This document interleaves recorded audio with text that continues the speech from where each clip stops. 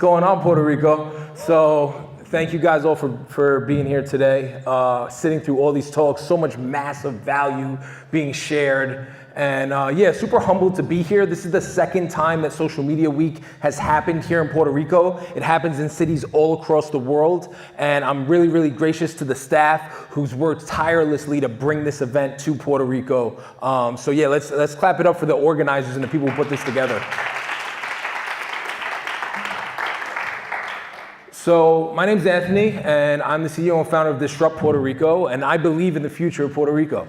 I believe that Puerto Rico can become the next digital hub, the next Bali, the next Tokyo of the Caribbean. And I'm not the only person that's saying this, but I think people all across the world have identified a common thread that the potential for Puerto Rico to explode is there. So the name of this talk is Disrupt Yourself, Building Global Brands, and you can build those global brands from anywhere. You can build them from right here in Puerto Rico. But before I get started, who am I, right? Who's this crazy guy with a shirt and a hat? Oh, we got off the airplane. I just landed from New York, and people are saying, hey, are you guys rappers? And I take that as like a compliment. I mean, I guess the answer is like, not exactly. We're entrepreneurs, we're social media marketers, and we're really like trying to show that tech can be cool. We can be the rock stars of our generation. I mean, there's really a problem when our role models, who's the Puerto Rican Mark Zuckerberg, right? Who's the African American Steve Jobs? These people don't exist, and I have friends that I grew up with that they never got into coding, they never got into tech, they never got into marketing, never got into these things because you were considered a nerd, right? And I am on a mission to make the word nerd a racial slur. You should not criticize someone for being smart. And we need to show that tech can be cool. I'm the farthest thing from a nerd. Next slide. Okay, so I'm a serial entrepreneur. I'm a software developer. I'm a multiple hackathon champion. I've been coding for the last 10 years. And I'm definitely not a nerd. So we want to kill that stereotype, kill that stigma, and show that tech can be cool. I'm also a growth hacker, bots and AI expert. I was building bots before it was called bots. We were building automation. These things aren't new, they're just going through new cycles, right? Content creator and digital marketer. And when I got started coding, it wasn't called coding. I was using the internet to make money. I was creating financial freedom for myself and my family. And I was doing that. If I had to write some code, I would write some code. If I had to set up an e-commerce store before Shopify, I would do that, right? But I didn't even know I was coding. I considered myself a digital marketer, and I had on my resume, digital marketing mastermind, because that's what I thought I was doing, even though half the time I was coding. I was making Twitter bots back before Twitter even had video. They didn't even have pictures on Twitter, and we were building bots back then. And throughout my career, I've worked with many global brands. So I'm a member of the Forbes Technology Council, which is an elite network of tech executives. So I write for Forbes, and I also contribute to some of their panels. I've also been featured in Entrepreneur Magazine, been featured in Mogul, partnered with some of the biggest brands and a lot of new brands here in Puerto Rico. Since we've moved here, we've partnered with a lot of the local people who are in the tech space here. So brands like Piloto 151 and Parallel 18 and the Science Trust. And back in Newark, New Jersey with Eric Thomas, E.T. the Hip Hop Preacher, and Founders. So tons of brands from like enterprise down to like social media influencers who have millions of followers but grew up in Detroit or grew up in Newark, New Jersey. Okay, so why did I move to Puerto Rico? So we moved to Puerto Rico after Hurricane Maria. Our company was built out of the aftermath, and they say every time there's a failure comes an opportunity. So when Hurricane Maria first happened, me and my co-founder, who's back there and behind the camera, shout out Super Manny, we saw this problem, and me and some New Eurekan friends of mine, we bought pallets of water and we sent supplies over, and then we saw the supplies weren't getting where they needed to be. So we're not a nonprofit, we're not some big corporation, but we took it upon ourselves to book one-way tickets and come to Puerto Rico. Manny, we literally met 1 hour before the plane to Puerto Rico. The direct message on Instagram a little bit, again, the power of social media, which I'm gonna get into in a little bit.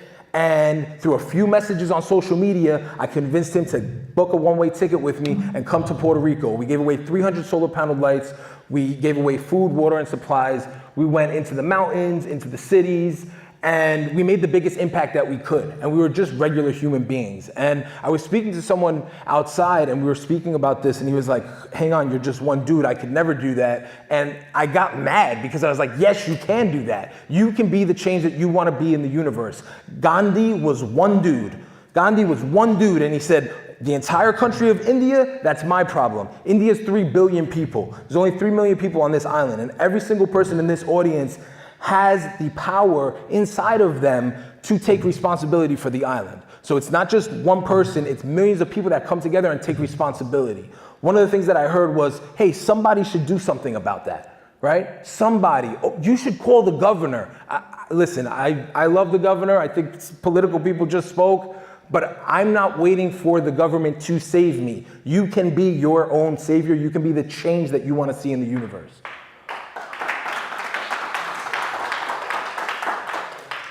Okay, so what is Disrupt?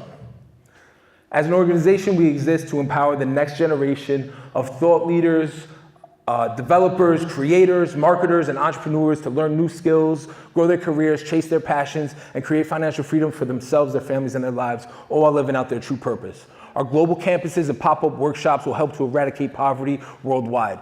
We believe that the digital economy can help create new economies inside of underserved communities. All you need is Wi-Fi and a dream, and I'm gonna keep singing that this entire keynote. So we have a few different parts of our business. First and foremost is Disrupt University. It's why we started Disrupt. We believe that digital skills need to be taught. We believe that digital skills are not being taught in the universities. This is not a problem that's unique to Puerto Rico. It's happening in universities all across the world.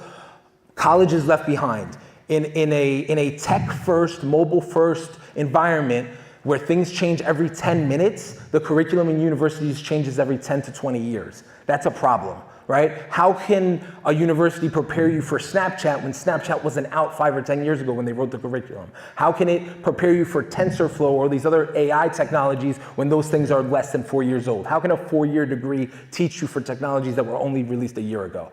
So we believe in not abolishing the university system, but augmenting it, adding workshops, adding events, adding additional education, whether that's online, in-person, boot camps, and adding that to supplement the existing educational system. The second one is Disrupt Digital. So we run a full-service digital agency. We're based primarily in New York. All of our clients are in New York. And we believe that, again, creating a digital economy can be a future for Puerto Rico. Look at places like India. Look at places like Bali. Look at these places where people run full digital agencies. Look at Puerto Rico. We just did an event. It was called Disrupt Week. It was a 7-day event where we had speakers very similar to this. And we had a guy who moved from Italy to Puerto Rico to run his digital agency. And meanwhile, we have people from Puerto Rico that are leaving the island looking for opportunities. The opportunities are not in Puerto Rico. The opportunities are not in California. They're online. They're in your pockets. They're in your cell phones, and they're on the internet. So our full-service digital agency, we do marketing for companies. We do videography, all the same things that we do for ourselves to market our own brands. We offer those as services. And then we have a team of people who execute on those services right here in Puerto Rico. So if there's anyone in the audience that's looking for a job, that's looking for an internship and wants to learn more about digital marketing and work with brands in New York City, please contact me after the keynote, and we'd love to talk to you. Next, we have Disrupt Podcast, which is a podcast and then also a video series where we interview influential entrepreneurs. We interviewed some of the most amazing people in the world. And then Disrupt Events, like I mentioned. So all you need is Wi-Fi and a dream. And you can do that from anywhere. If you have a laptop, there are tons of other entrepreneurs that are moving here and doing this. They're creating businesses. So we really believe in the power of the digital economy. And we want to plant the seeds that create a digital nomad economy, right? I've been a digital nomad my whole life, and I've lived primarily in the New York, New Jersey area. But when I came to Puerto Rico, the first question I asked is there Wi-Fi? And if there's Wi-Fi, I'm in business. So you can start a global brand from anywhere in the world. And I think if we're talking a lot about social media, and social media is great, but I remember when that wasn't even a term, right? Like, that's a new term. That 10 years ago, it wasn't called social media, it was just called the internet, right? And every single brand that's in here, whether you're in fashion, whether you're a coffee barista, right? You can sell your coffee beans online. Like, whatever it is that you're doing here, you can offer that to the world. And we're going through the smartphone revolution. So again, 10 years ago, we didn't have these devices in our pockets, and they didn't have this fast internet. And traditional companies are still trying to play catch up.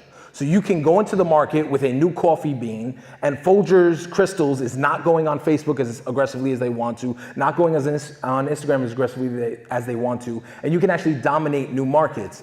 And one of the best things about being here in Puerto Rico is that you actually have a test bed. You have a whole city, a whole country, an entire island of people who you can create the next Uber, like companies like Uva. You can create the next X, Y, and Z, and you can test it. And it's the same thing that's happened in Silicon Valley for years. Uber was not a worldwide company when it started. It was only in California. And then they went only to New York, and they went market by market by market. This can be the first market for global companies, and it can also be the bridge between North America and Latin America. So TV is dead. So if I was gonna tell you 5 years ago, maybe even 5 minutes ago, hey, I want you to star on a television show, you would say, yeah, sign me up, right? I'm pretty sure half the people in here would do that. Yet, I'm pretty sure half the people in here are not creating online video content. The level of the playing field has been completely evened. This means that you, as an individual, can create a television station on all of the major platforms where your people are. People are not going to Blockbuster anymore. People are not watching television anymore. If they are watching television, the first time an advertisement comes on, they pick up their phone, right? Most people are watching on-demand content. You have the ability to be the novela. If you're really creative and you love that, you can create your own and actually compete with them in the market.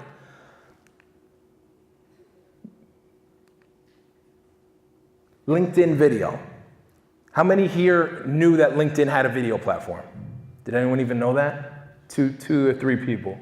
So unlike some of the other platforms that you probably heard of, Instagram, YouTube, Facebook, LinkedIn, you can actually put video content in front of people, and unlike other platforms, you have the ability to get 100% market saturation because people are not creating video content for those platforms.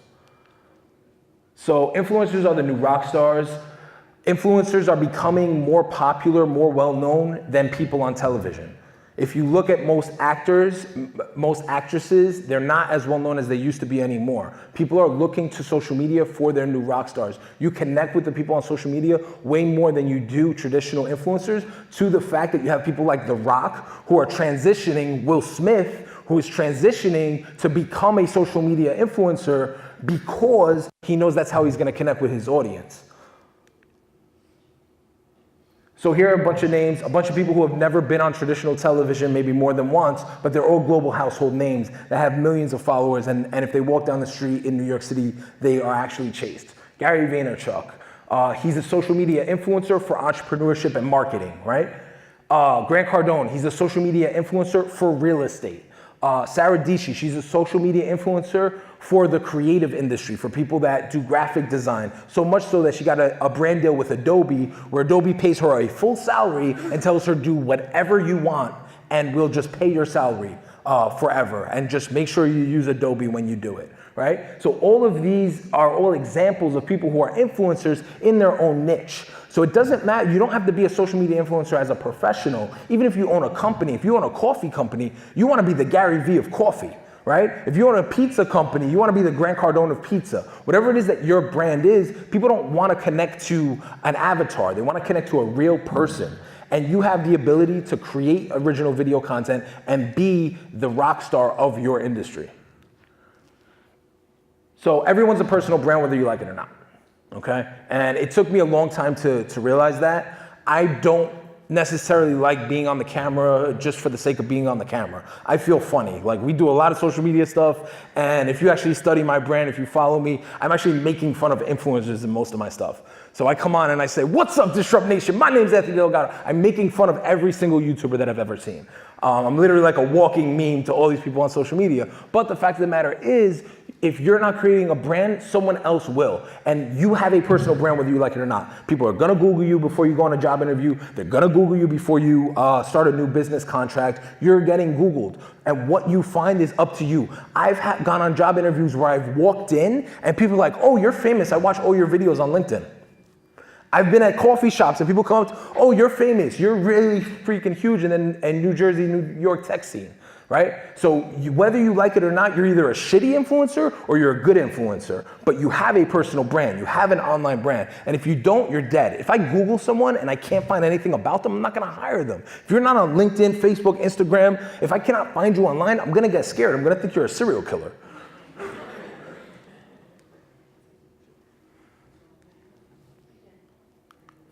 So it goes down in the DM. It goes down in the DM. What do I mean by that? You have the power to direct message anyone in the world that you want. I wasn't supposed to speak at this event. I sent a direct message 72 hours ago, and now I'm here on stage giving the last keynote. We got 50 influencers from all around the world to come to Puerto Rico for the last event that we threw, all in the DM. Influential people. My marketing assistant, he DM'd Mark Cuban. You can DM me. He replied, he said, dude, I'm sorry, the date, there's a conflict, but if not, I would have been there. You can DM everyone in the world, and you have the right and the duty to. You can direct message the president. You can direct message the governor. There was never a time in human history when you can do that. We take it for granted. There was never a time when you could walk up to the White House, ring the doorbell, and go in and have a one-on-one with Donald Trump and tell him how you really feel. But now you can. So please leverage the power of social media, leverage the power of the direct message. These people are one click away. So bots are here to stay while we're on the topic of messaging. So bots are not anything new. I was doing bots 10 years ago. It wasn't called bots, it was called spam. And people have been doing this for quite some time.